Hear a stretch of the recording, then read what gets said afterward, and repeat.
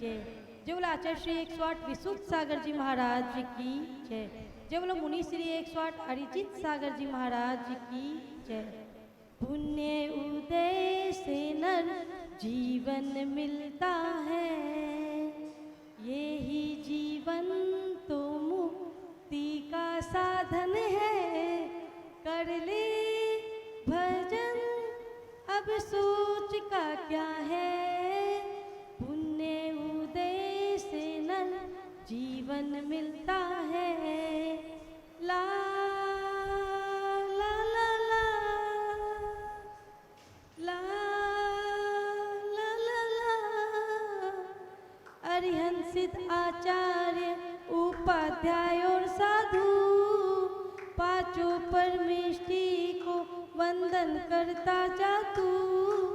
ला ला ला ला ला ला ला ला। अरिहंसित आचार्य उपाध्याय और साधु पांचों परमेष्टि को वंदन करता जा तू।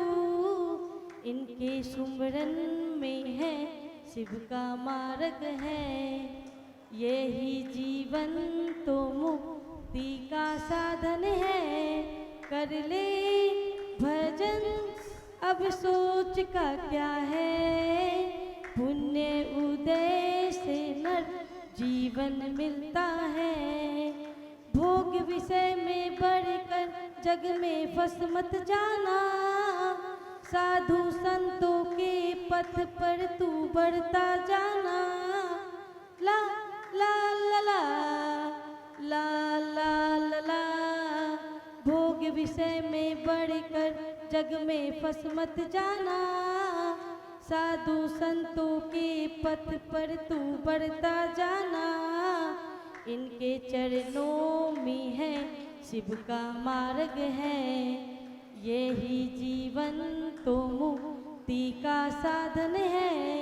कर ले भजन अब सोच का क्या है, पुण्य उदय से नर जीवन मिलता है। नमस्कार।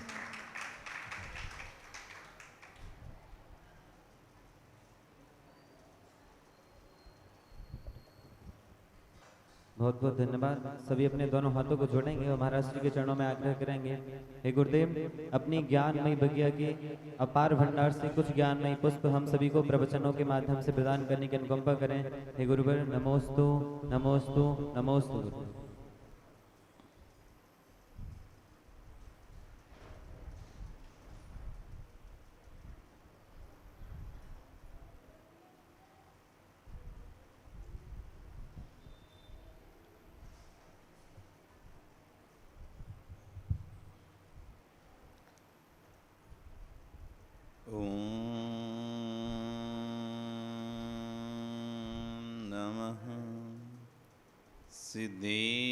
सिद्धेभ्यः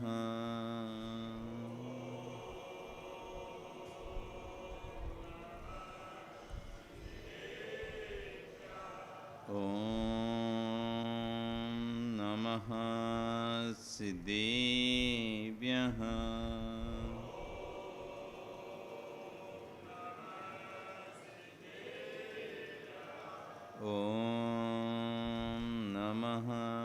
सिद्धेभ्यः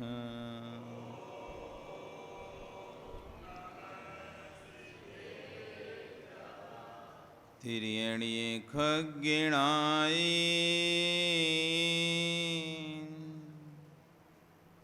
रुत्तारी मोय सिर सिरणिविहु आयरी राव पसियो परवादिनियो भव्य जी लोए नमो अरिहंताणं नमो सिद्धाणं नमो आयरियाणं नमो वज्रायाणं नमो लोए सव्यशाहुणम्। अनंत अनंत से परमेष्टि भगवान की आदिब्रह्म आदिनाथ भगवान की, वर्तमान शासन महावीर भगवान की, आचार्य श्री कुंद कुंदेव स्वामी महाराज की, आचार्य गुरु विश्व सागर जी महाराज की, अहिंसा में विश्व धर्म की। बोले मुनिश्री 108 हरजित सागर जी महाराज की जय।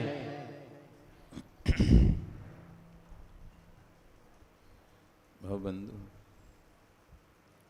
वर्तमान शासन न्यायिक वर्धमान स्वामी के शासन में तीर्थंकर प्रभु की चरण निश्रा में बैठकर हम सभी जिन देशना का श्रवण कर रहे हैं, ये जिनेन्द्र वाणी मनीषियो जगत कल्याणी।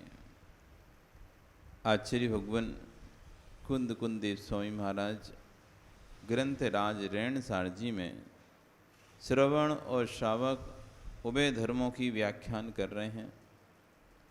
वहीं आचार्य भगवान विश्व सागर जी महाराज उस पर अपनी देशना को देते हुए यहाँ पर बोल रहे हैं, ज्ञानियों, जब निज घर में ही मधुरता नहीं है तो पर घर में मधुरता कैसी? निज घर में ही मधुरता नहीं है तो पर घर में कैसी?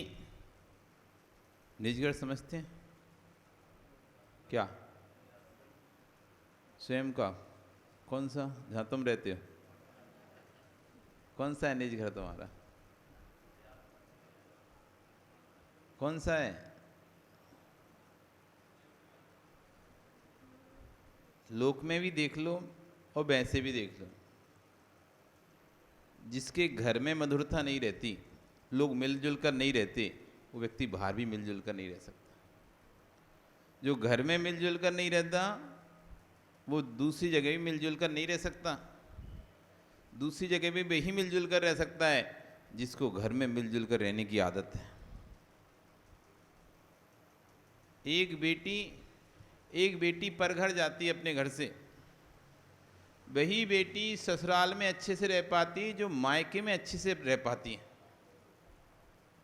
जो बेटी मायके में लड़ती रहती है, मायके में एडजस्ट नहीं कर पा रही, वो ससुराल में क्या एडजस्ट कर पाएगी? जो मायके में ही अच्छे से नहीं एडजस्ट पा रही, जिसकी मायके में ही अपने रोज लड़ाई झगड़ा होता रहता है, माता पिता से झगड़ती रहती हो, भाइयों से बहनों से सबसे झगड़ती रहती हो, तो ससुराल में जाके कैसे एडजस्ट करेगी? जो घर में एडजस्ट करना सीखता है, जो घर में रहना सीखता है अच्छे से, वही व्यक्ति बाहर अच्छे से रह पाता है। जो अपने घर में ही नहीं अच्छे से रह पा रहा, अपने घर में ही चिड़चिड़ करता है, गुस्सा करता है, झगड़ा करता है, वो दूसरे घर में जाकर कहाँ से अच्छे से रहेगा? वहाँ भी माहौल को पूरा खराब कर देगा। यदि उस घर का माहौल अच्छा भी होगा, इसके पहुँचते उस घर का व्यक्ति, इस व्यक्ति का पैर पड़ते ही उस घर का माहौल अच्छा हो जाएगा। जो व्यक्ति अपनी समाज में अच्छे से नहीं रह पा रहा, यहाँ झगड़ा करता है, अब वो कहीं उसका मान लो कहीं दूसरी जगह जाके रहने भी लगे, नलवाड़ी छोड़कर दूसरे शहर में जाके रह भी जाए, तो वहाँ की समाज में झगड़ा कराएगा। जो यहाँ की समाज में झगड़ा कराता है, अपनी निज घर की समाज में, अपने ही गांव की समाज में झगड़ा कराए, वो व्यक्ति कहीं भी पहुँच जाए, वहाँ भी रहेगा, तो वहाँ भी क्या कराएगा? जो यहाँ अच्छे से नहीं रह पाया। एक बार एक महात्मा जी के पास कुछ लोग आए और बोलते, महात्मा जी अमुक गांव, पीछे का गांव कैसा है, आगे गांव में जाना है, वो गांव कैसा है? तो महात्मा जी कहते, बिल्कुल खराब गांव है, तुम मत जाना। तुम तो जिस गांव में हो वही गांव बहुत सुंदर है, ये गांव तो बहुत ही खराब गांव है, इस गांव में तो देखना तक नहीं, रहने की बात तो छोड़ो, आप तो जिस गांव में हो उसी गांव में रहो। वो लोग महात्मा की बात सुनकर वापस अपने गांव चले जाते हैं। थोड़ी देर बाद कुछ और लोग आते हैं, वो भी उसी गांव के बारे में पूछे आगे वाले गांव में कि आगे गांव वाला गांव कैसा है? तो बोलते एकदम देवता गांव है वो तो, उस गांव में तो भगवान रहता है, आप तो आज ही आ जाओ, उस गांव में आना है तो। चेला बैठा बैठा सुन रहा था। पहले लोग आए थे तो उनको तो क्या बोला, वो तो नार की गांव है बिल्कुल, वहां तो जाना तक मत, देखना भी वही, इतना खराब गांव है। और दूसरे लोग आए तो उनसे कहता है वो तो गांव दीप्ता गांव है, एकदम बहुत अच्छा गांव है, आप तो कल जाते हो तो आज ही आ जाओ। तो उस चेले को तो दिमाग गर्म हो गया, समझ नहीं आया। अभी तो गुरुजी थोड़ी देर पहले कह रहे थे उस गांव में देखना तक नहीं है, और अब कह रहे हैं कि वो गांव तो दीप्ता गांव है। तो बाद में उनके जाने के बाद पूछता है, गुरुजी आप पहले तो कुछ और बोले थे, बाद में कुछ और बोले, समझने गांव है कैसा, अच्छा है कि बुरा है? अरे भाई जो पहले आए थे वो लोग झगड़ालू लोग थे, लड़ाकू लोग थे, तो जिस गांव में जाएंगे वहीं पे झगड़ा करेंगे, जिस गांव में जाते हैं वहीं पे झगड़ा करते। अरे कम से कम एक जगह है तो वही स्थान बिगड़ा है, 4 जगह फैल जाएंगे तो स्थान बिगड़ जाएगा चारों। इसलिए उनसे कह दिया उसी गांव में रहो। और दूसरे जो लोग थे वो सज्जन प्रकृति के लोग थे, अच्छे प्रकृति के लोग थे, दया धर्म प्रगति वाले लोग थे। वो जहां जाएंगे दया धर्म को फैलाएंगे। इसलिए उनसे कहा कि जाओ तुम तो उस गांव में बच जाओ।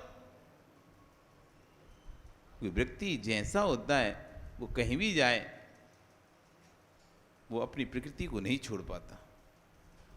जिसकी बुराई करने की आदत है वो यहाँ रहे तो बुराई करेगा, दूसरी जगह चला जाए तो भी बुराई करेगा। प्रकृति में आ गया, स्वभाव में आ गया, उसके आदत में आ गया, नेचर में आ गया। वो निज घर में जो अपने घर में बुराई करने से नहीं छोड़ता तो पर घर में क्या उड़ेगा? जो व्यक्ति अपने घर के लोगों को छलने से नहीं चूकता है, क्या वो पराये लोगों को छलने से चूक जाएगा क्या? जो व्यक्ति अपने घर के लोगों को ठगने से नहीं छूट रहा है, आप किसी अपने घर की दुकान पर सामान लेने गए सोच के कि चलो अपने घर वाली दुकान है, अपने मिलने वाली दुकान है, रिश्तेदार की दुकान है, समाज की दुकान है, ऐसा सोच के आप गए, उसने आपको ही नहीं छोड़ा और दूसरी दुकान से लेते तो हो सकता है सस्ते मिल जाता वही चीज़, और वही चीज़ उससे लिया समाज का सोच के या रिश्तेदार सोच के, भावताव भी नहीं किया, सोचा चलो अपना ही तो है, रेट सही लगाएगा, और उसने भी छोड़ा नहीं तुम्हें, अच्छे तुम्हें चूना लगा दिया। वही सेम वस्तु सेम चीज़ दूसरी और दुकान पर देखी तो बिल्कुल कम रेट में थी और तुमको 10 रेट में लगा दी। अब जो व्यक्ति आपको नहीं छोड़ रहा, आप रिश्तेदार होने पर रिश्तेदार थे इसलिए आपने कुछ पूछा नहीं।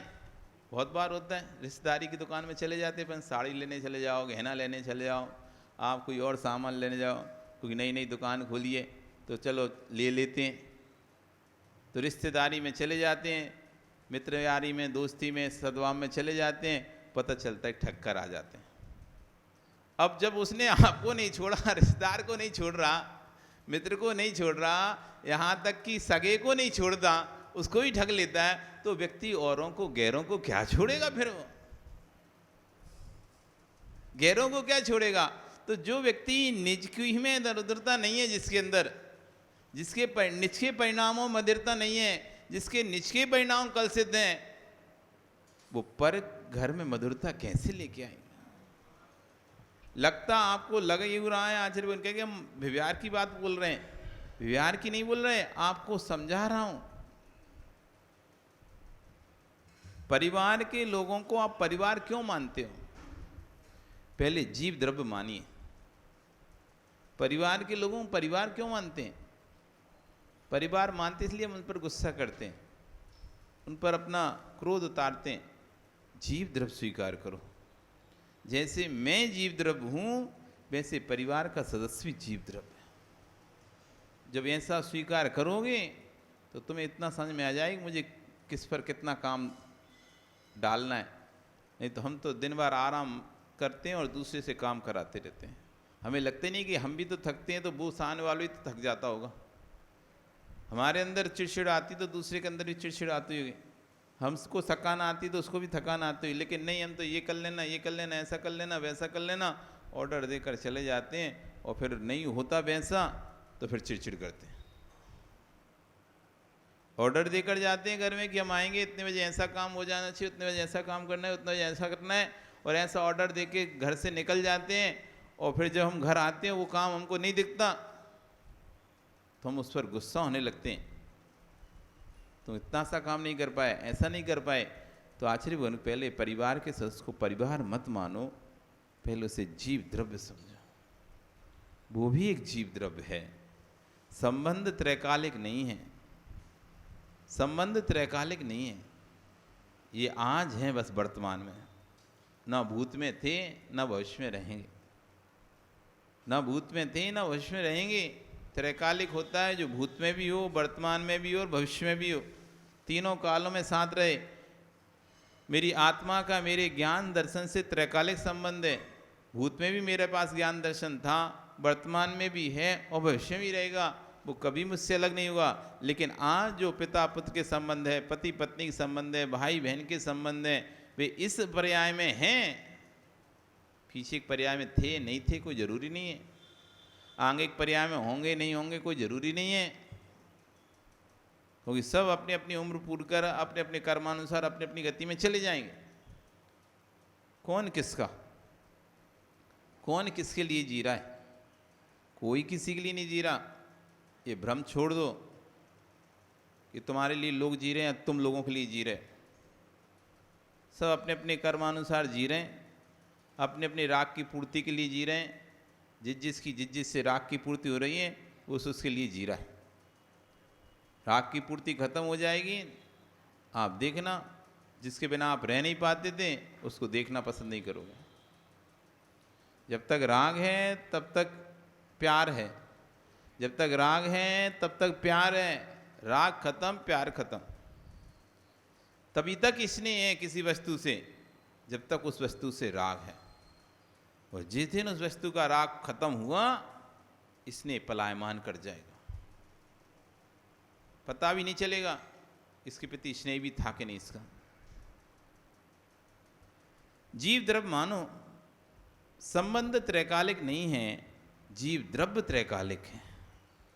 यदि ज्ञानी आपका पोता नाती सुबह से मंदिर की ओर दौड़े बिना समझाए और कहे कि महाराज जी के दर्शन के लिए ले चलो, प्रवचन की ले चलो, बेटा मचल रहा है, तो विश्वास ना आने पुण्यात्मा जीव ही घर में आया है, उसकी भवावलियाँ अल्प बची हुई हैं।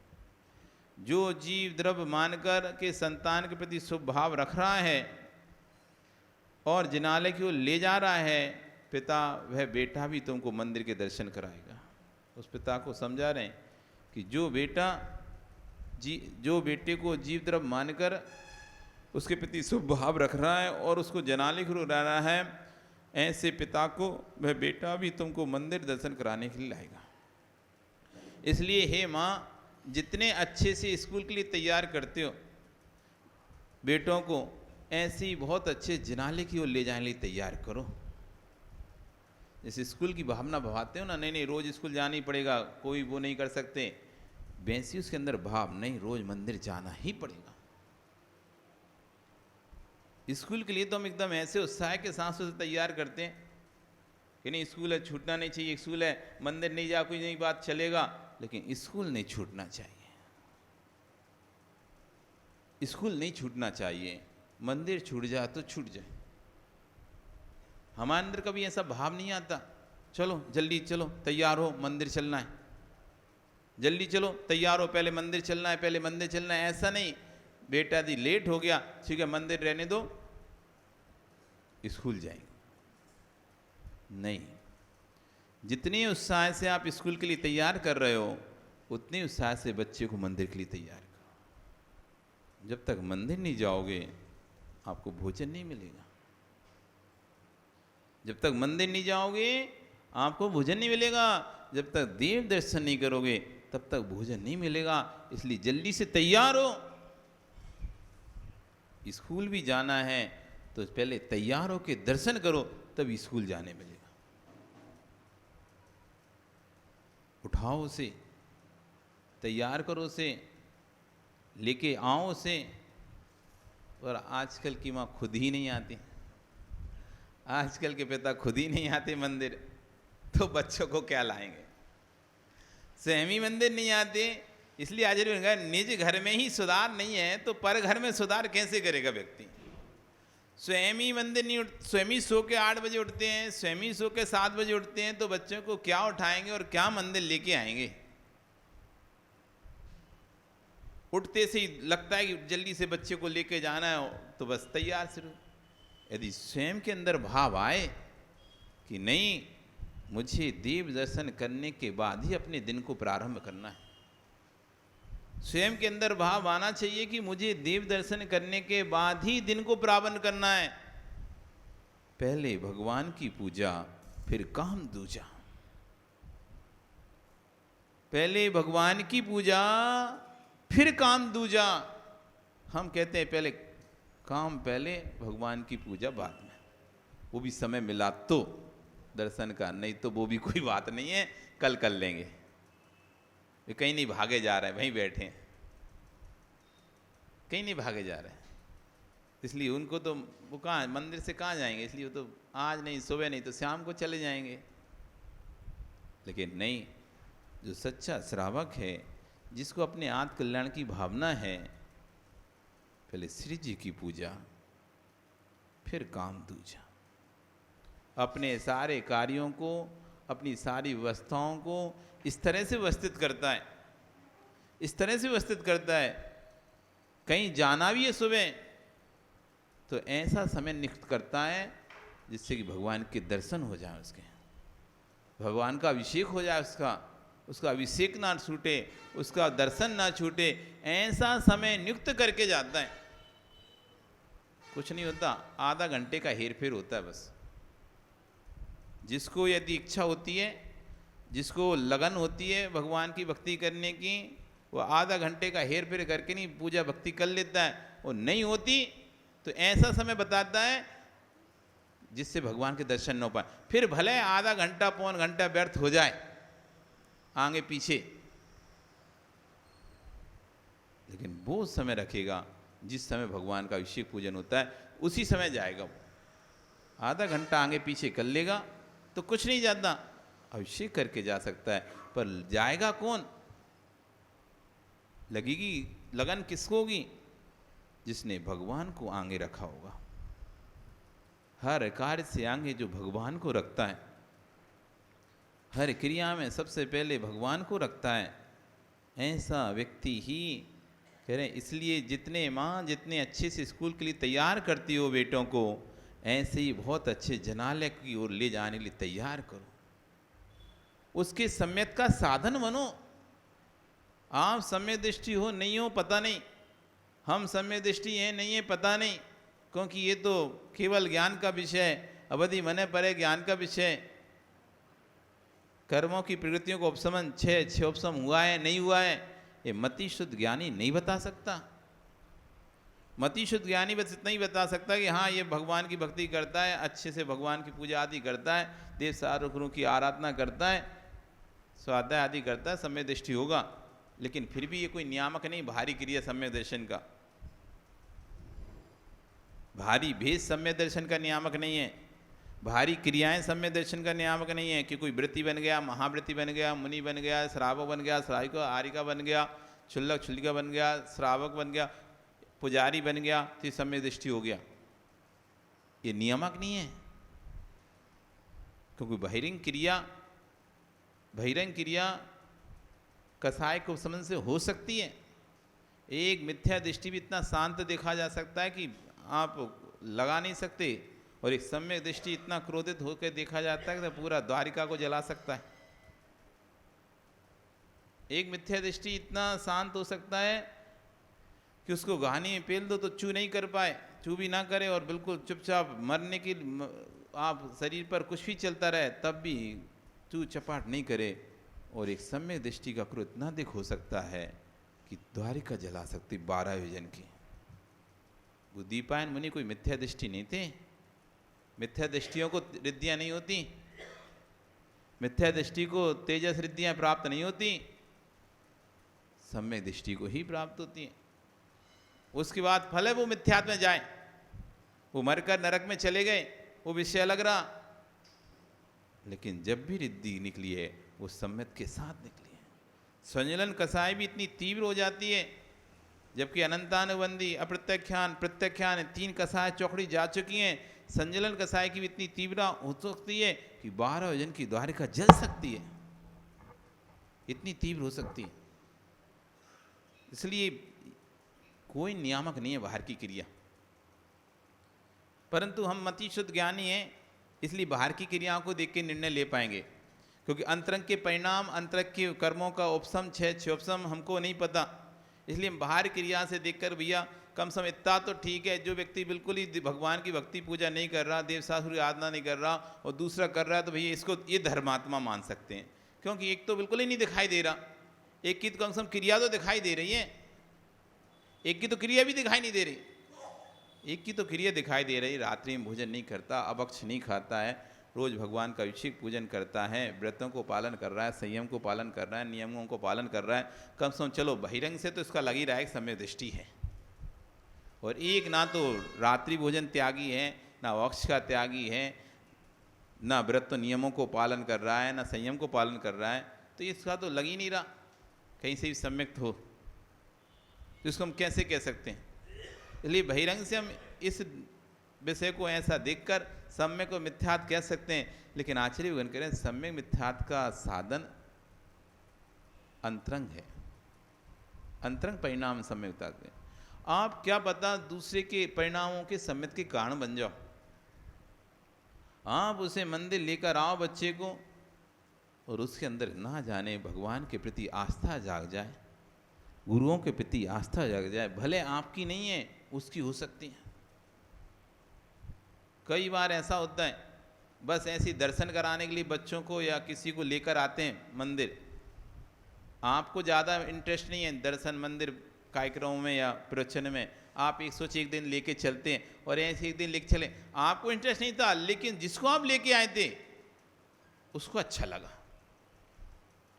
उसको अच्छा लगा, अरे मैं रोज अभिषेक करने आऊँगा, मैं रोज दर्शन करने आऊँगा, मैं रोज प्रवचन सुनने आऊँगा।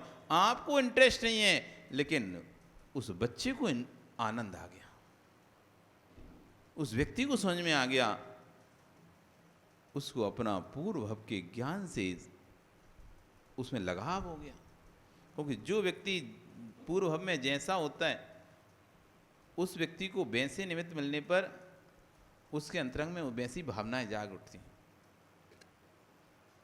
यदि आप पूर्व भव में धर्मात्मा रहे होंगे तो धर्मात्मा को देखकर आपके अंदर अपने आप ही स्वाभाविक आह्लाद आएगा। आप पूर्व भव में धर्मात्मा रहे होंगे तो धर्मात्मा को देखकर आपके मन में एक अंदर से खुशी उत्पन्न होगी, एक उत्साह उत्पन्न होगा, एक प्रेम उत्पन्न होगा, एक वात्सल्य उत्पन्न होगा। और यदि आप पापी जीव रहे होंगे तो धर्मात्मा को देखकर आपको गलतियां दिखाई देंगी, धर्मात्मा को देखकर अरे सब ढोंगी हैं, सब ऐसे हैं, सब वैसे, ऐसे भाव आएंगे आपके। ये पूर्व भव के संस्कार आपके काम कर रहे हैं। जैसा आपका पिछला भव रहा होगा, क्योंकि संस्कार का बहुत महत्व है। ये पंखा आप चल रहा है या आप बंद भी कर दो, इसका कनेक्शन भी काट दो, लेकिन तब भी थोड़ी देर चलता रहेगा। पंखा आप बंद भी कर दो, तुरंत स्टॉप नहीं हो जाएगा। जैसे आपको किसी ने रोका तो आप जैसे वहीं कहीं खड़े हो जाते हैं, स्टॉप, तो वहीं खड़े हो गए।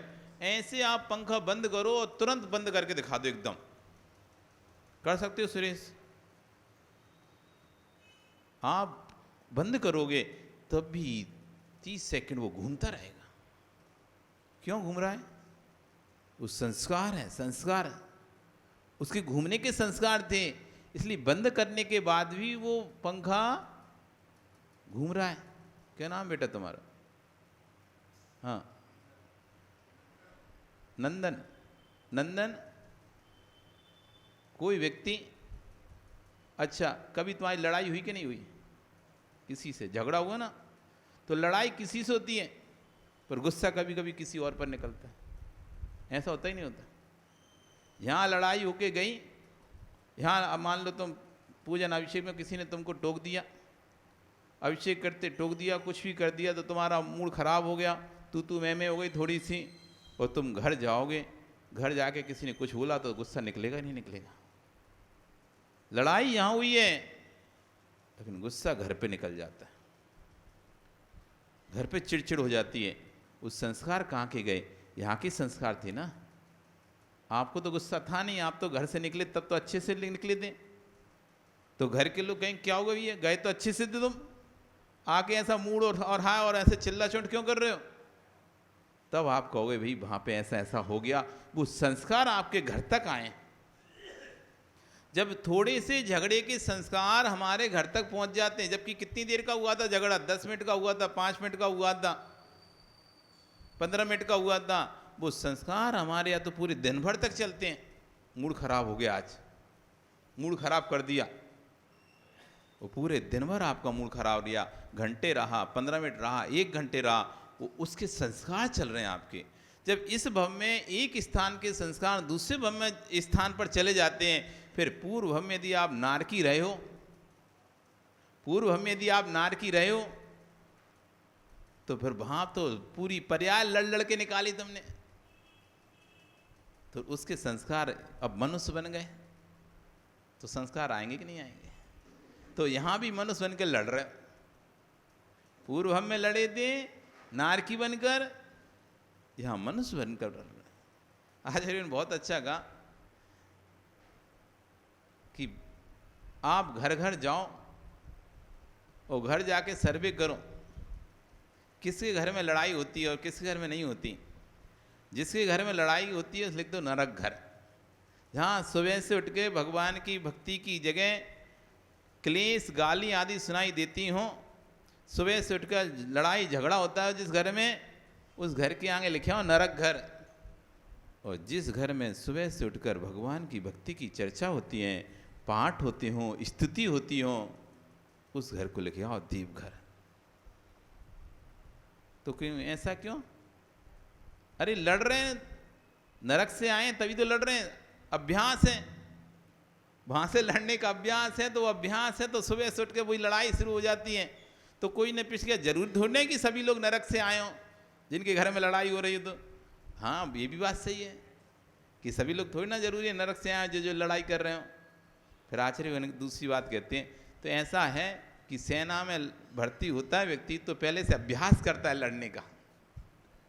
सेना में भर्ती होता है तो ट्रेनिंग लेता है नहीं लेता, पूरा कैसे यदि शत्रु सामने होगा तो कैसे मारना पड़ेगा, कैसे क्या करना पड़ेगा, तो पूरी ट्रेनिंग लेते हैं। उसके बाद उसे क्या भेजते हैं, बॉर्डर पे शत्रु से लड़ने के लिए भेजते हैं। तो ठीक है ये नरक से नहीं आया हो सकता है, लेकिन नरक जाने की तैयारी कर रहा है, अभ्यास कर रहा है कि नरक में कैसे लड़ूंगा। इसलिए यहां लड़ लड़ के देख ले रहा, वैसे नरक में लड़ना पड़ेगा। तो जो लड़ रहा है या तो नरक से आया हुआ है, इसलिए इसको लड़ने का अभ्यास है, अथवा नरक में जाने का अभ्यास कर रहा है। दोनों स्थिति में इसलिए उसके घर के आगे लिख दो नरक घर। या तो ये जीव नरक से आए हैं या नरक में जाएंगे। इसलिए समझना पड़ेगा, हम यदि किसी के सम्यत के साधन मिथ्यात के साधन बन सकते हैं तो हम सम्यत के साधन बन सकते हैं। हम जब किसी को मिथ्यात के स्थानों पर ले जाकर उस मिथ्यात में झकेल सकते हैं, तो हम उस व्यक्ति को सम्यत के स्थानों पर ले जाकर सम्यत में क्यों नहीं धकेल सकते। चारुदत्त की माँ से पूछो, चारुदत्त एक ऐसा अच्छा श्रावक था जिसे बस जिनवाणी के लिए कुछ ही नहीं दिखाई देता था। 24 घंटे बस अध्ययन अध्ययन अध्ययन अध्ययन अध्ययन, पढ़ाई अध्ययन, पढ़ाई पढ़ाई अध्ययन। वो तो जैसे मानो कि किताब का कीड़ा ही था। उसकी माँ उसको बहुत समझाती, थोड़ा लोग व्यवहार में भी आओ, थोड़ा इधर भी आओ, ऐसा भी करो। समझ नहीं आता तो किसी ने सलाह दी, काम करो इसकी शादी करा दो, शादी करा दो तो इसका ध्यान बढ़ जाएगा। उसकी शादी करा दी, चारुदत्त की शादी करा दी, लेकिन तब भी उसका तो ध्यान, अब उसको पत्नी बैठी रहे, वो तो आई नहीं कमरे में, वो तो पढ़ाई अपनी, बस उसे मतलब नहीं थी, शादी हो गई तो उसे कोई मतलब नहीं था। वो तो किताबों के आगे कुछ और कुछ समझ नहीं आता था।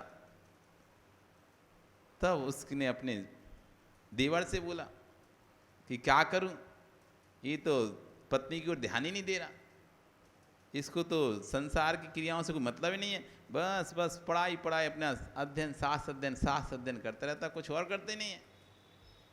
तो चाचा ने कहा ठीक है, देवर ने कहा ठीक है, आप चिंता नहीं करो, मैं करता हूँ। अब देवर था सप्तव्यसनी, तो उससे वेश्या के यहाँ लेके चला गया, क्योंकि उसके अंदर तो राग उत्पन्न कराना था ना, उसे तो कुछ चीज दिखती नहीं थी। वेश्या क्या उत्पन्न लेके गया, और बाद में उस वेश्या से इसको ऐसा राग हो गया, ऐसा राग हो गया उस चारुदत्त को कि 96 करोड़ दीनार हैं, सब पूरा घर संपत्ति मकान सब कुछ उस वेश्या के उधर लुटा दिया उसने। आखिरी में जब इतना सब कुछ लुटाने के बाद कुछ नहीं बचा तो पत्नी के गहने मंगवाए। जब पत्नी ने आखिरी गहने तक मंगलसूत्र तक भेज दिया तब उस वेश्या की माँ ने समझ लिया कि अब इस चारुदत्त के पास कुछ नहीं बचा। अब पर वो सब पहले तो किताबों में थे, अब तो कुछ भी किताब में आप ध्यान जिनवाणी में कोई भी नहीं, अब तो बस वेश्या में आसक्त रहता है 24 घंटे, शराब मदरा और वेश्या, शराब मदरा और वेश्या। इतना उसको फंस गया वो उसी में ही। क्यों, माँ को तो थोड़ा सा करना था लेकिन वो पूरे ही फंस गया। और बाद में जब देखा कि अब इसके पास, वेश्या की माँ ने देखा कि बसंत तिल का वेश्या थी, उसकी माँ ने देखा कि अब इसके पास तो कुछ बचे नहीं है, तो उसको बेटी को बोला कि अब इसको छोड़ दे। तो बेटी बोलती कैसे छोड़ दूं, इतना पैसा अपन ने इसका ले लिया, इतना सब कुछ तो ले लिया, मकान इस अपने ले लिया, लाखों करोड़ों दीनार है अपन ने ले ली, अब इस नहीं बचा तो कैसे छोड़ दूं। तो वो माँ कहती वेश्याओं के कोई मीत नहीं होते इसलिए तू छोड़ दे से। वो नहीं छोड़ती तो वेश्या क्या करती है, रात में उसको जब सो रहा होता है तो बोरे में भरवा कर कहाँ फेंकती थी, संडासे में फेंकवा देती। वहाँ गड्ढा था जहाँ पर मल मूत्र गिरता था, ऐसे उस नाली में संडासे में उसको फेंकवा देती है चारुदत्त को। सुबह जब चारुदत्त उठता है तो वहाँ वे सुअर ऐसे ऐसे मुंह लगाते हैं, तो वो तो नींदों में शराब के नशे में धुतता और नींदों में था, तो कहते अरे अभी मत उठा मुझे, अभी और सोने दे मुझे। उसको ऐसे ही लग रहा था जैसे बसंत तिल का उसको उठा रही है, अभी पीरे सोने दे, अभी और सोने दे। और वहाँ वे सुअर उसके मुंह को चाट रहे हैं। तो ये तो जब वो माँ मिथ्यात्व में साधन बन गई, उसको बिगाड़ने में साधन बन गई। माँ ने उसको प्रेरित किया था भाई को कि अब देवर को लेके जाओ इसको थोड़ा सा, और वो धीरे धीरे कर पूरा ही बिगड़ गया। जब हम बिगाड़ने में साधन बन सकते हैं तो हम सुधारने में भी साधन बन सकते हैं। जब बिगड़ने में साधन बन सकता है जीव, तो जब आप मिथ्यात्व के साधन बन सकते हो तो अपने बच्चों के लिए सम्मित के साधन भी बन सकते हो। इसलिए अपने बच्चों को तैयार करो। नहीं, पहले मंदिर जाओ, मंदिर के दर्शन करके आओ, महाराज के दर्शन करके आओ। पूजन नहीं कर पा रहा, छोटा है, अभी हार नहीं दे पा रहा, छोटा है, कोई बात नहीं, दर्शन तो कर ही सकता है। पर नहीं महाराज जी, बहुत काम रहता है, स्कूल का काम, ट्यूशन का काम, होमवर्क, ये वर्क वो वर्क, सारे वर्क हैं, इसलिए हम ही अजाएं वही बहुत है। बच्चों की तो छोड़ो, आप ये जाओ वही बहुत है। निहारो जिसकी ओर, एक पुद्गल के टुकड़े के अर्जन में राग में कितने भविष्यों के भगवानों के प्रति अशुभ भाव किए हैं। एक का पक्ष लिया था, दूसरे का विपक्ष किया था, पर हे ज्ञानी स्वाब से देख तेरे लिए दोनों ही भिन्न हैं, दोनों ही तेरे काम में नहीं आएंगे। पर पक्ष विपक्ष में जो संक्लेश परिणाम किए थे, उनमें जो कर्म आश्रय हुआ था, वह तेरे काम में अवश्य आएगा। आप किसी का पक्ष लिए, किसी पर विपक्ष लिए, और दोनों में आपने जो परिणाम किए, बुरे परिणाम किए, संक्लेश परिणाम किए, उससे जो कर्म का बंध हुआ, वे पक्ष विपक्ष तो काम नहीं आएंगे, लेकिन जो उससे कर्म का बंध हुआ वो जरूर तुम्हारे काम आएगा, वो तो फिर अच्छे से ही काम आएगा। हे माँ, ज्येष्ठ पुत्र लघु पुत्र, कोई एक के प्रति राग है, दूसरे के प्रति द्वेष है, पर ध्यान रखना माँ, ये दोनों ही कार्यकारी नहीं होंगे। दोनों के राग देश में जो तूने कर्माश्रय किया है, वे कर्माशय अगली परिवार तो इससे अवश्य काम में आएगा। यानी कोटि कोटि उपवास की अपेक्षा तटस्थ जीवन जीना उत्कृष्ट साधना है। अब तो हम तो नहीं कह रहे, तो महाराज आचार्य भगवान कह रहे हैं कि कोटि कोटि उपवास की साधना और तटस्थ जीवन जीने की साधना में बहुत अंतर है। आप भूखे रह सकते हो, लेकिन किसी की चार बातें सुन के नहीं रह पाते। भूखे रह सकते हो, खाना नहीं मिले रह सकते हो, लेकिन कोई कुछ बोल दे और आप शांत रह जाओ, ये नहीं हो पाएगा। तो सबसे बड़ी साधना है तटस्थ जीवन जीना, मध्यस्थ जीवन जीना। थोड़ा सा भी कुछ यहाँ पर हेर फेर होगा, आप रह नहीं पाओगे। कहाँ गया संदीप, थोड़ा सा भी कुछ उल्टा सीधा होगा तुम्हारे अंदर विकल्प हो गए, ऐसा कैसे हो गया, ऐसे कैसे हो गया, ऐसे नहीं होना चाहिए था। तटस्थ जीवन जीना बहुत कठिन है। देखते रहो बस, जो राह से गे बनाओ, फिर हम गे नहीं बना पाते। ऐसा कैसे कर सकते हो आप तुरंत? वो कई बार तो ऐसा रहता है, कोई चीज़ का हमको ना तो उससे हमको मतलब है, ना उससे हमारा कुछ हो पाएगा, और ना हमारी वहाँ पे कुछ भी चलती होगी, और ना उस चीज़ों से बातों से, तब भी हमारे अंदर तटस्थ भावना नहीं रह पाती। तुम्हारे घर तुम कुछ भी कर रहे हो, मैं उसे ना तो सुधार पाऊँगा, ना बोल पाऊँगा, ना कह पाऊँगा, ना कुछ कर पाऊँगा, तब भी मेरे अंदर एक बेचैनी हो जाती है। तब भी हमारे अंदर एक बेचैनी हो जाती है। क्यों हो गई? काम तो हो ही चुका है, काम तो हो ही चुका है, फिर भी एक बेचैनी हमारे अंदर आ जाती है। ऐसे कैसे काम हो गया, ऐसे कैसे काम हो गया? तो कह रहे हैं कि तटस्थ होना, भोजन का भूखा रहना तो शरीर आश्रित है। भोजन छोड़ना तो ये किसके आश्रित है? शरीर के आश्रित है। लेकिन परिणामों का तटस्थ रहना ये निज के आश्रित है। भूखा रहना तो शरीर आश्रित है। शरीर से आप भूखे रह सकते हो, लेकिन कोई थोड़ा सा कुछ बोल दे और उसमें भी आपके परिणाम खराब ना हो, ये बहुत मुश्किल है। इसने बोला तो ऐसा क्यों बोला, इसने ऐसा कहा तो क्यों कहा, ये परिणाम को रोक पाना बहुत कठिन है। गाली देने वाले और प्रशंसा करने वाले दोनों के प्रति परिणाम तौलिए। गाली देने के वाले के प्रति आपके कैसे परिणाम होते हैं, और प्रशंसा करने के वाले के प्रति कौन से परिणाम? ये सिर्फ आपको नहीं सुना रहे, हम अपने आप को भी सुना रहे हैं। ये प्रवचन आपको नहीं सुनाते, हम स्वयं को भी सुनाते हैं कि ऐसा क्यों होता है, क्यों हमारे इतने शरीर परिणाम नहीं हो पाते कि गाली देने वाले और प्रशंसा करने वाले दोनों के प्रति एक से भाव रहे। गाली देने वाले के प्रति द्वेष आता है, गाली देने वाले के प्रति द्वेष आता है, प्रशंसा करने वाले के प्रति राग आता है। इसलिए हमारे भगवान कैसे हैं? ना निंद्या त्वयि वीतरागे।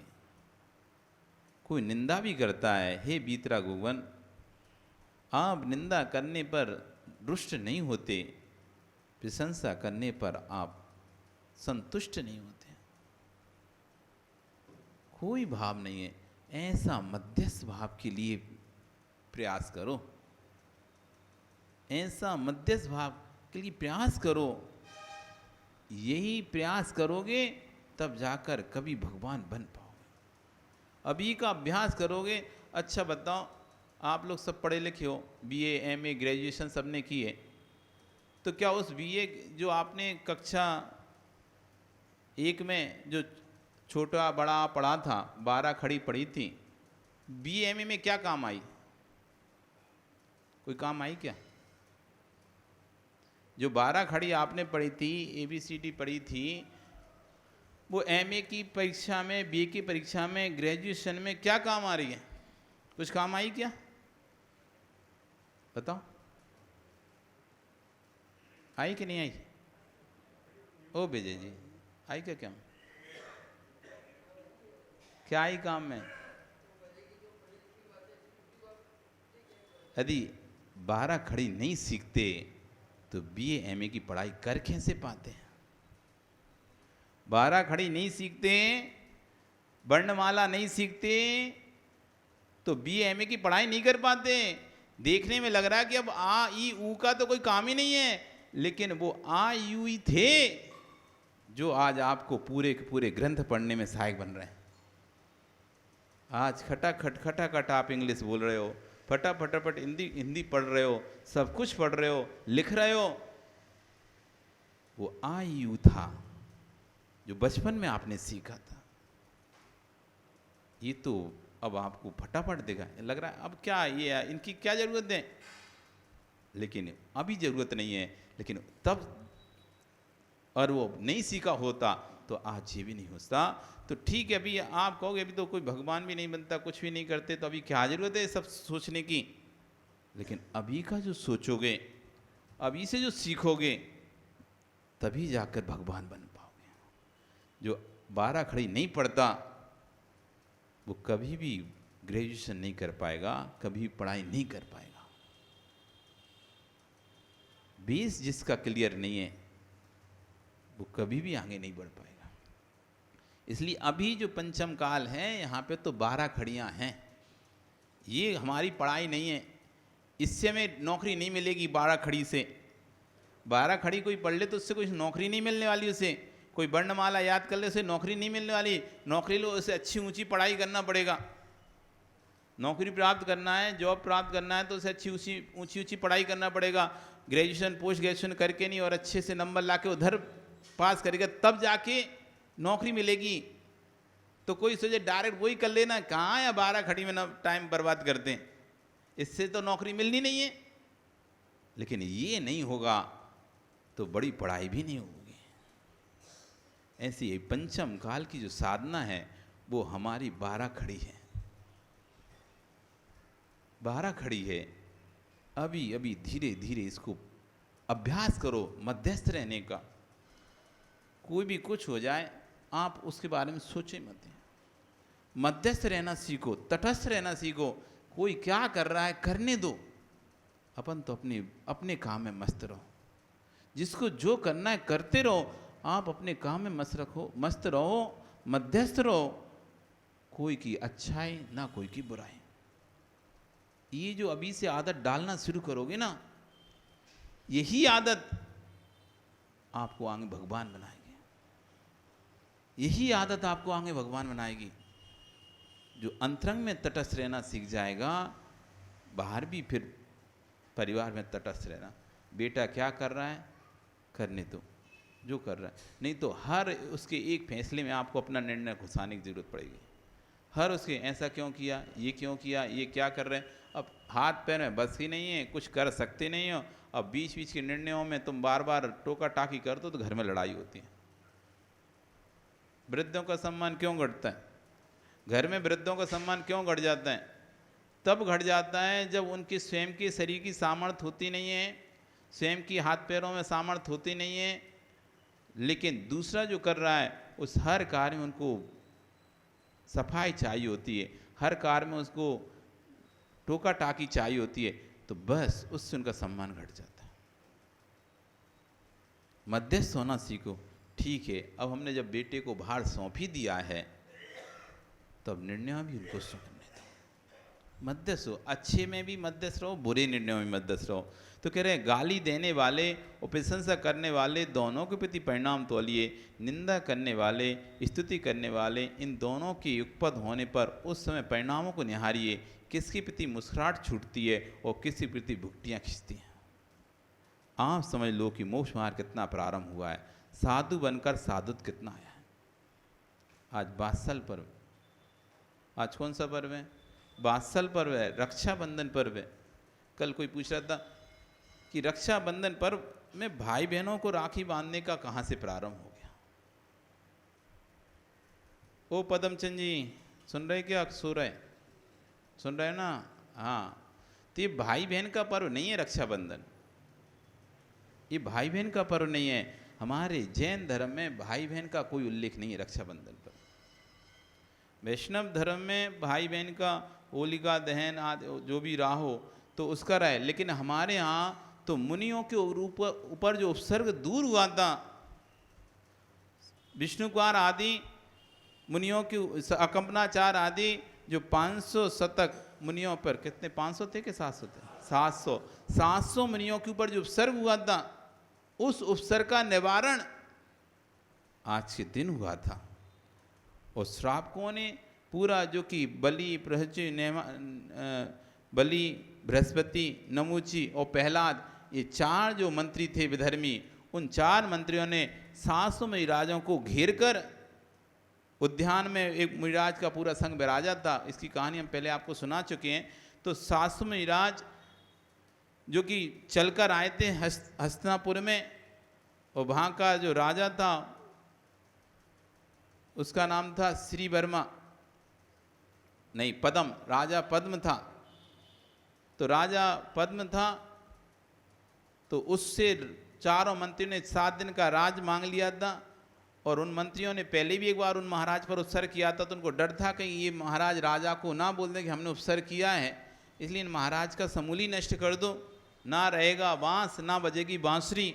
ऐसा सोचते हुए उन्होंने उन महाराज को जहाँ जिस उद्यान में थे उस उद्यान के चारों ओर यज्ञ का नाटक करके, हवन का नाटक करके और चारों ओर बलि मांस का यज्ञ प्रारंभ कर दिया। नर में एक यज्ञ, पशु में एक यज्ञ, अनेक प्रकार के पशुओं की बलि उसमें दी जाने लगी, जिससे उसकी दुर्गंध से सारे मुनिराजों की सांस लेने में तकलीफ होने लगी, आँखें में लाल पड़ने लगी और धीरे धीरे उनके शरीर शिथिल होने लगा।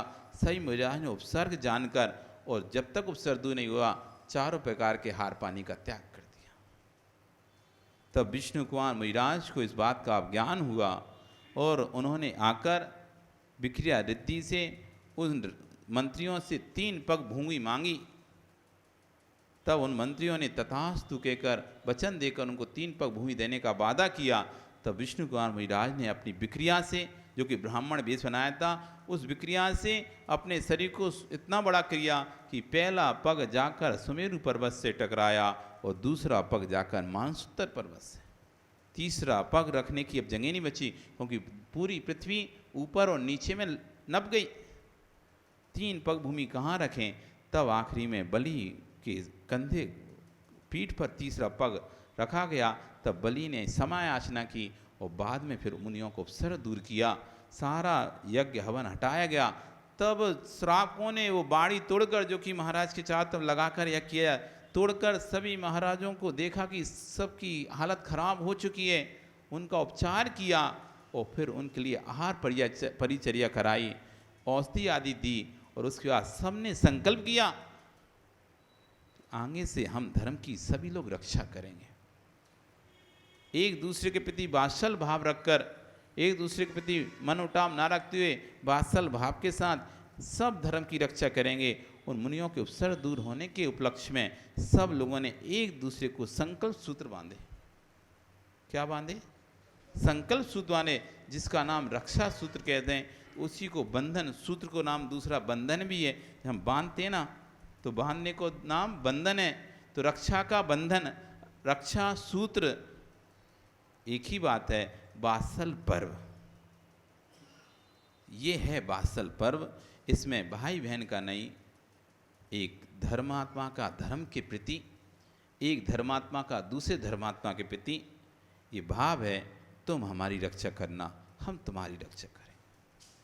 चाहे वो भाई बहन हो, पति पत्नी हो, पिता पुत्र हो, कोई भी हो, मित्र मित्र हो, गुरु शिष्य हो। तो हम गुरु की कल एक आचार्य जी का एक छोटा सा शॉर्ट वीडियो आया था, उसमें आचार्य भगवान बोल रहे थे कि आप गुरु के पीछे में राखी बांध सकते हो, पर एक संकल्प के साथ बांधना। आप गुरु के पीछे में राखी बांध सकते हो, इस संकल्प के साथ बांधना। लड़के ये संकल्प करें, युवाओं के लिए संबोधन करते हुए कह रहे थे कि लड़के ये संकल्प करें कि हम उस कुल की कन्या से ही शादी करेंगे जिससे कि कभी साधु को हार देने से वंचित ना हो पाए। रक्षा करना है ना तुम्हें, धर्म की रक्षा करना है। साधु के पास आते हो, महाराज जी पीछे में राखी बांधना है, पीछे बिल्कुल बांधो। तो आचार्य कहना बिल्कुल आप पीछे में राखी बांधो, लेकिन आप साधु की रक्षा के संकल्प करो कि मैं उस कुल में शादी करूंगा जिस कुल में साधु को दान दिया जाता है। ये संकल्प करो। और बालिकाओं से कह रहे थे तुमको राखी बांधना, तुम भी बांधो, लेकिन ये संकल्प करो मैं उस कुल में शादी करूंगी जिस कुल में साधु को आहार दान दिया जाता है। ऐसे ही आप भी साधु के आज पीछे में सभी लोगों को मौका मिलेगा। बहुत कम ऐसा पहला ही अवसर रहता है जब एक श्रावक साधु पीछे में रक्षा सूत्र बांधता है, नहीं तो हर समय तो श्रावक साधु से ही मांगता है महाराज रक्षा सूत्र दे दो, हमको रक्षा सूत्र हाथ में बांध दो, इसमें बांध दो, उसमें बांध दो। लेकिन ये एक ऐसे ही पर्व है जिसमें श्रावक आके साधु की पीछे में रक्षा सूत्र बांधता है कि भगवान हम श्रावक सदैव आपकी रक्षा के लिए तत्पर हैं, वैसे सदैव श्रावक यही कहता है महाराज हमारी रक्षा करो, कोई रक्षा सूत्र दे दो, कोई मंत्र दे दो, कोई कुछ दे दो, कुछ ना कुछ मांगते ही रहता है। लेकिन ये एक ऐसा पर्व है जिसमें श्रावक आता है, हम आपके साथ हैं, सदैव आपके साथ रहेंगे, धर्म के साथ हैं, सदैव धर्म के साथ रहेंगे। इस पीछे में रक्षा सूत्र हम बांध कर ये संकल्प करते हैं कि कभी दिगंबर साधु पर कोई भी आँच आएगी तो हम सबसे पहले आगे खड़े होंगे। कभी भी दिगंबर साधु कोई उपसर्ग आएगा, कभी साधु में कोई उपसर्ग आएगा, तो हम उसको दूसरे को दूर करने के लिए पहले स्वयं लाठी झेलेंगे, तब अपने गुरु पर आँच आने देंगे। ऐसे कई श्रावक हुए हमारे जैन समाज में जिन्होंने स्वयं उपसर्ग झेला लेकिन साधुओं पर आँच नहीं आने दी। इस संकल्प करो वात्सल पर्व के दिन, पीछे में राखी बांधने से पहले संकल्प करो कि हम जब तक सांस है तब तक गुरु के ऊपर उपसर्ग आने नहीं देंगे। पर ऐसा नहीं कि आने तो नहीं देंगे लेकिन स्वयं ही कर देंगे आने नहीं देंगे महाराज, हम खुद ही करेंगे ना, तो दूसरे को काय को आने देंगे। ऐसा नहीं कर देना। तुम सोचो कि महाराज ने नियम ले लिया कि हम आने नहीं देंगे, हम तो खुद ही करेंगे उपसर्ग आप पे ऐसा नहीं। तुम सोचो ना स्वयं करेंगे, ना कभी किसी गुरु के बारे में गलत सोचेंगे, ना किसी गुरु के बारे में गलत कहेंगे, चाहे वो तुम्हारे संघ का हो या जिस संघ से तुम जुड़े उस संघ का हो, चाहे पर संघ का हो, चाहे जहाँ तुम जाते हो वो हो, चाहे जहाँ तुम नहीं जाते हो वो हो। ऐसा मत समझना कि जिससे हम जुड़े हैं बस वही गुरु गुरु होगा। जिस संघ से जुड़े हैं, जिस संघ के ब्रह्मचारी ब्रह्मचारिणी यहाँ पर आते हैं तो बस वही संघ है, बाकी कोई संघ नहीं है। ऐसा भाव नहीं लाना। जगत में जितने भी पीछेधारी हैं वे सब हमारे गुरु हैं, उनमें से किसी की हम बुराई नहीं करें। किसी संघ विशेष के लिए आचार्य भगवान तो शुरू से हम लोगों को मतलब कहते हैं ना, जैसे माँ बच्चे को जन्म से घुट्टी पिलाती जन्म घुट्टी में, ऐसी हमको संघ में पहुँचते से ही सबसे पहले, क्योंकि जगह जगह से बच्चे आते हैं। गुरुकुल एक तरह से संघ क्या एक गुरुकुल है, जगह जगह से लड़के आते हैं, बच्चे आते हैं, जगह जगह मान्यताओं से जुड़े हुए होते हैं। कोई किसी से जुड़ा हुआ होता है, कोई किसी जुड़ा होता है, कोई किसी के राग में होता है, कोई किसी, सबको ठीक करते हैं। तुम एक पक्ष का राग छोड़कर सभी के प्रति समान दृष्टि से देखो। हम भी एक पक्षीय थे जब आए थे संघ में, एक पक्ष को ही मानते थे बस, दूसरे पक्ष को जानते भी नहीं थे, ना दूसरे पक्ष को मानते भी नहीं थे। लेकिन जब संघ में आए तो गुरु महाराज ने उस जो मिथ्या बुद्धि थी हमारी, मिथ्या सोच थी, उसको समझाया कि नहीं, देश में जितने साधु हैं, एक एक साधु से देश नहीं चल रहा, एक साधु से धर्म नहीं चल रहा है, एक संघ विशेष से कोई धर्म नहीं चल रहा है, एक संघ विशेष के साधुओं से कोई धर्म नहीं चल रहा है। देश में जितने भी साधु हैं वे सब धर्म की प्रभावना कर रहे हैं।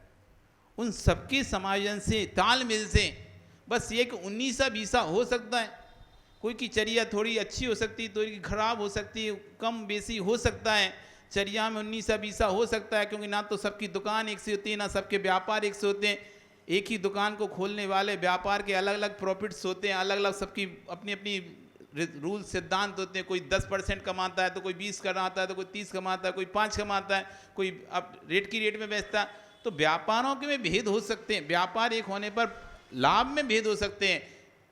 शरीर का भेष एक है, चर्या में थोड़ा बहुत 19-20 हो सकता है, कोई 18 कैरेट का सोना हो सकता है, तो कोई 22 कैरेट का सोना हो सकता है, तो कोई 20 कैरेट का सोना हो सकता है, तो कोई 24 कैरेट का सोना हो सकता है। लेकिन सोना तो सोना ही है। 18 कैरेट में भी सोना है, 20 कैरेट में भी सोना है, 22 कैरेट में भी सोना है, और 24 कैरेट में भी सोना है। आप 18 कैरेट के आभूषण को फेंक मत देना, उसमें भी सोना है, उसको भी बेचोगे तो उसका भी मूल्य मिलेगा, उसका भी दाम मिलेगा। इसलिए वात्सल पर रक्षाबंधन जो पर्व है वो किसी विशेष के लिए नहीं है, ये सबके लिए है। इसलिए साधु के पीछे में संकल्प बांधो, पीछे रक्षा सूत्र बांधो, ये संकल्प करके बांधना कि आज से ना तो मैं कभी किसी पर उपसर करूंगा, और ना और ये कोई उपसर करेगा तो सबसे पहले मैं आगे खड़ा होकर उस उपसर को झेलूंगा। मैं साधु महात्मा के प्रति श्रद्धा भाव को धारण करता हूँ। ऐसा भाव कर कर आज रक्षाबंधन पर और आज की 700 मिलियों पर उपसर दूर हुआ था, आज के दिन मैं नगर में आज साधु को आहार देकर ही आज आहार ग्रहण करूँगा। ऐसा संकल्प करना कि वो देखो वहाँ के नगर के कैसे श्रावक रहे होंगे जिन्होंने साधुओं की कैसी सेवा विविधि की होगी, और हम भी श्रावक हैं, और यदि हम नहीं कर पाए सेवा वृत्ति तो फिर क्या हमारा श्रावक होने का। इसलिए आज संकल्प कर लो कि वात्सल पर मुनि को दे निज करे आहारा, पहले मुनि को आहार देंगे फिर निज आहार करेंगे। जब तक मुनि का आहार नहीं होगा तब तक हम आहार नहीं करेंगे। करो संकल्प ऐसा। और आज मुनि के सानिध्य में, विराज के साथ में सामूहिक रूप से आप घरों में सबको बोल देना, अपने अपने घरों में जितने भी मेहमान आए, रिश्तेदार हैं, सबको बोलना चलो महावीर बन। आज हम कब मौका मिलता है, पहला मौका तो ऐसा मिला है कि गुरु के सानिध्य में बैठकर हम आपको राखी बांधेंगे। राखी बांधना अपने परिवार के लोगों को, भाइयों को, मित्रों को, जिसको भी आप बांधते हो, नंद भौजाई सबको बांधना, पर हम गुरु के समक्ष बिठाल कर आपको मंत्र उच्चारण के साथ अभी तो ऐसे ही बांध देते हैं, हंसते हंसते, गाते गाते, चिल्लाते चिल्लाते, बातें करते करते एक दूसरे से आप राखी बांध देते हो। लेकिन कभी मंत्र उच्चारण के साथ राखी बांधी क्या? कभी रक्षा सूत्र का भी मंत्र होता है, तिलक लगाने का भी मंत्र होता है। ये मंत्र उच्चारण के साथ जब हम रक्षा सूत्र बांधते हैं तो उसका अलग ही प्रभाव होता है। आप देखो बड़े बड़े विधानों में मंत्र बोला जाता है, पंडित अवय जी बोलते नहीं बोलते रक्षा सूत्र का मंत्र, तो जब मंत्र बोलते हो तब जाकर वो रक्षा सूत्र बांधा जाता है। तो ऐसे रक्षा सूत्र, रक्षाबंधन पर्व, ये खाने पीने का पर्व। हमारे जितने भी पर्व आते हैं जैन धर्म के, वो खाने पीने के पर्व नहीं होते, सब त्याग तपस्या के पर्व होते हैं। अभी रत्न 16 कांड पर्व आएगा, पर्युषण पर्व आएगा, रत्नोत्तर पर्व आएगा, पंचमेरु पर्व आएगा, सारे पर्व देखो इसमें सब में संयम का है।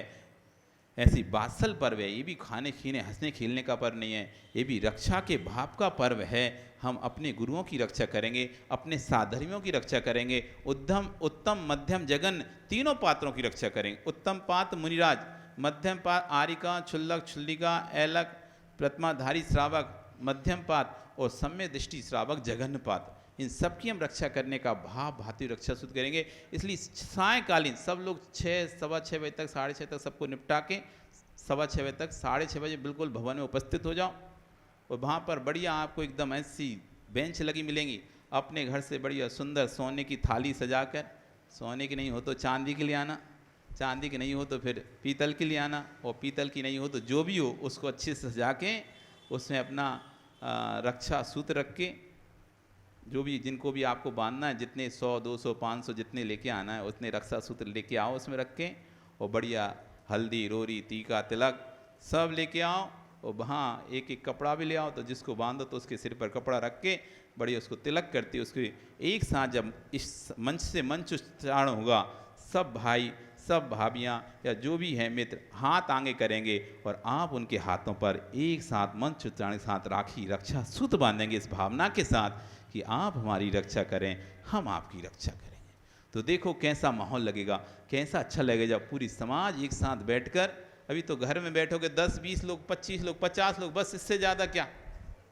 अरे यहाँ 500 लोगों के साथ बैठकर एक साथ जब एक स्वर में जयकारा लगाते हुए, मंत्र पढ़ते हुए जब एक दूसरे की रक्षा बांधेंगे तो उनकी भावनाएं, उनकी तरंगें, वो तरंगें हमारे हृदय को प्रभावित करेंगी, वो तरंगें हमारे मन को प्रभावित करेंगी, और उन तरंगों से प्रभावित होकर हमारे अंदर जो निगेटिव एनर्जी है, नकारात्मक ऊर्जा है, वो सब बाहर जाएगी और सब एक साथ एक भाव से वात्सल के साथ एक दूसरे जुड़ जाएंगे और रक्षा के सूत्र में बन जाएंगे। इसी मंगल भावना के साथ आपका समय, कल फिर आओगे, शाम को आओगे ना? हाँ, कोई ऐसा तो नहीं जिसे अपने घर में बनाना हो रक्षाबंधन। जिसको अपने घर में रक्षाबंधन बता दो, हाथ उठा दो कि हमें तो अपने घर में ही बनाना है। आप तो अच्छे नहीं लगते, बेकार है वहाँ पे। यदि आपको लगता है कि साधु के सानिध्य बनाना है तो जो भी बाहर से आए व्यक्ति आए हों आपके घर में, या जो भी आने वाले